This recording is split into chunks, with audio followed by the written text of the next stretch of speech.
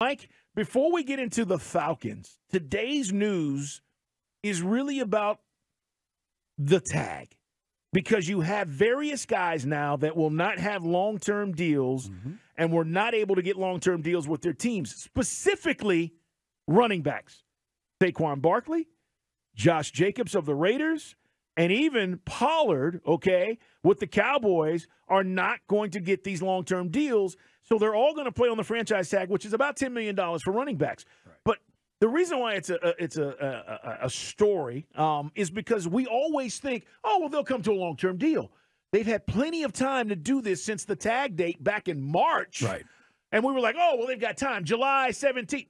Well, we get to this date, Mike, and these guys don't get their deals. No, they don't sign on the line that is dotted. So Josh Jacobs, not surprising because the Raiders didn't pick up his option, and there was some hurt feelings there. In the case of Saquon Barkley, it's tough for Giants fans and management because you don't make that quarterback situation work without him.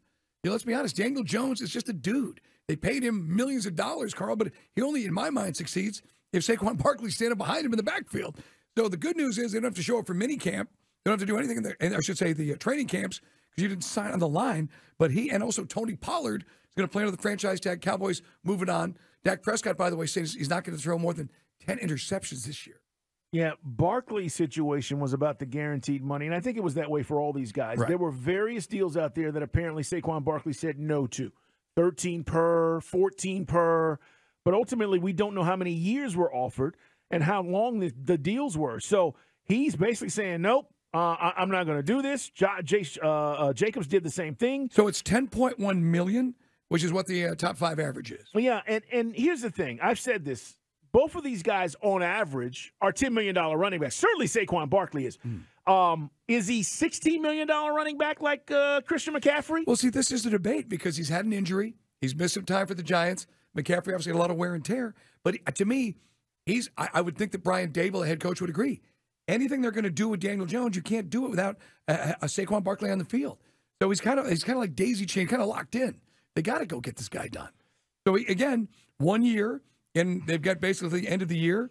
And if you, again, apparently you don't talk. There's no negotiating. That's it. Locked in, once it's done. Unless you rescind the tag. Yeah, once it's done. And then he could be franchised again, which is, here's the crazy thing. On the franchise tag, he would make more money than he would have what they offered him on a per-year deal based on what we know about the situation. Josh Jacobs tweeted out, Mike, sometimes it's not about you. We got to do it for the ones after us. So I'm not going to settle for less than what the value of this is by just settling. And listen, it takes a lot of wherewithal, man. You know you're about to go back into a season. You should probably be making $2 to $4 million more than what you're making, but you're going to take this tag money and say, if you're not going to come to a long-term deal. So that's what he put out there. But it is interesting. That is music to Lloyd Howell's ears. That's the new head of the Players Association. Basically, take one for the team. Now, the risk there, of course, is, you're going to make $10.1 million, but if you blow your knee out and you devalue yourself, then you're screwed. And then you're going to be, bouncing around like Devontae Freeman was at the end of his career. So there's the risk. That's why guys don't like the franchise tag. And again, if nobody signs a big running back deal, the market continues to soften. The average of the top five would go down. So hypothetically, Giants could, again, in the case of Barkley, to your point, tag him again the way Washington did Kirk Cousins 2 years in a row. Remember that? Yeah. And maybe save themselves some money. Yeah. Jonathan Taylor needs to have a big year for running back sakes. All right, for the sake of running backs. He can reset the market next season in the offseason, and we'll see what that number gets to. It's Dukes and Bell at Sports Radio 92.9 The Game. I'll say this because I know some of you are already thinking it. I'm not worried about our guy. I'm not worried about Bijan Robinson, guys, because I think when this is all said and done and 3 to 4 to 5 years from now, however long it takes, and I don't think it's going to take that long, you're going to understand the value of what he means to what we're trying to do. And when a guy is valuable, you pay him. That's what happened to Christian McCaffrey. It's just that simple. If you think whether he's a running back or a wide receiver or however you classify him, at the end of the day, Mike, these teams, they could do this if they want to. They have chosen not to, and whatever they offered apparently wasn't enough. But I know Falcon fans are like, well, what about our guy? Can we at least let him play a game? Yeah, I mean, I get it. You're looking at all these things we're talking about. You're saying, wow, running backs aren't lasting 5 or 6. Look, Saquon Barkley, he had an injury.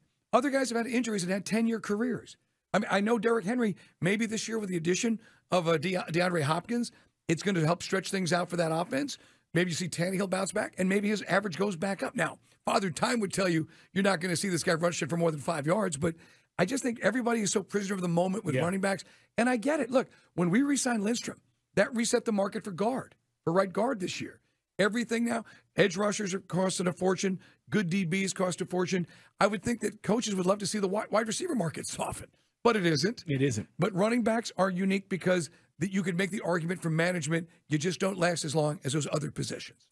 404-726-0929. As we get ready for camp, there are some guys that we'll be watching to see what happens with these guys and who could potentially be on the bubble as we get ready for camp next week. And again, 92.9 The Game, your official home for the Atlanta Falcons, will be out there every day. There will be no other radio stations out there, I'm telling you, covering this thing like we are and getting you ready for the upcoming season.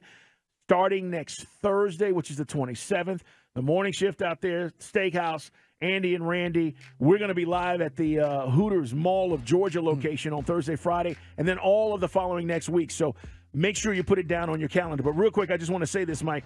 Guys on the bubble, Felipe Franks, Frank Darby, maybe even Jalen Mayfield. Mayfield seems like a guy that, again, bad play, injuries, and just be honest, Carl, they plugged him in for a job he just couldn't do at the pro level. We're going to see. And Jonnu Smith, by the way, comes in. If you wanted to keep Felipe Franks as a tight end, and maybe they still do, or as a backup, Jonnu Smith is going to be a guy that's going to see plenty of time. You'd have to make it as a special teams player, only 53 spots. One last nugget on the running back situation. Our friend Andrew Brandt, who does the business of sports, Carl, he tweets out if Barkley, Jacobs, and Pollard aren't getting long-term deals this year, they're definitely not getting them next year. He says, tread on the tires, something teams discuss.